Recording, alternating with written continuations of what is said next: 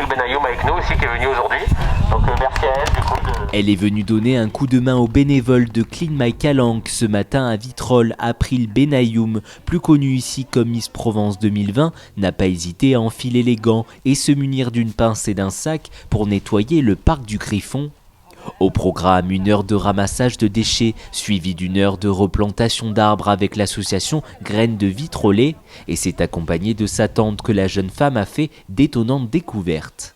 J'ai trouvé pas mal de choses, notamment des bouteilles en plastique, pas mal de papier et j'ai trouvé une paire de lunettes de soleil Chanel. April n'en est pas à sa première action pour la protection de l'environnement. Elle y est sensible depuis le plus jeune âge et aujourd'hui, la première dauphine de Miss France en a fait son combat. Il y a longtemps, je partais faire le tour par exemple de Carie avec un sac poubelle et je ramassais des petits déchets. C'est hyper simple, mais quand on se baigne, qu'on va à la mer, en fait, on peut en profiter pour faire ce genre d'action. Si on fait tous un petit geste, ça peut y avoir de vraies conséquences. C'est par sa participation qu'April espère communiquer son engagement, notamment sur les réseaux sociaux où ses apparitions ne passent pas inaperçues.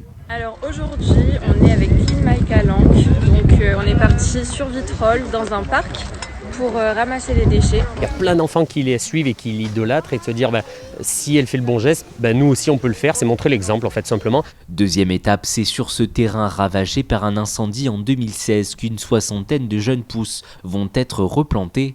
Des pins, des chênes mais aussi des essences comestibles. Pour April, ce sera un érable.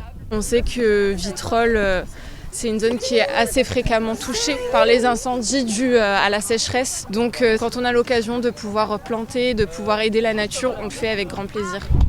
Quelques coups de marteau et il n'y a plus qu'à arroser. Si je reviens dans quelques années et que je vois cet arbre qui a grandi, qui a pris plusieurs mètres, c'est vrai que c'est un peu une fierté. On dit que c'est nous qui l'avons fait vivre en quelque sorte. Donc j'espère que ça arrivera. 1, 2, 3, go!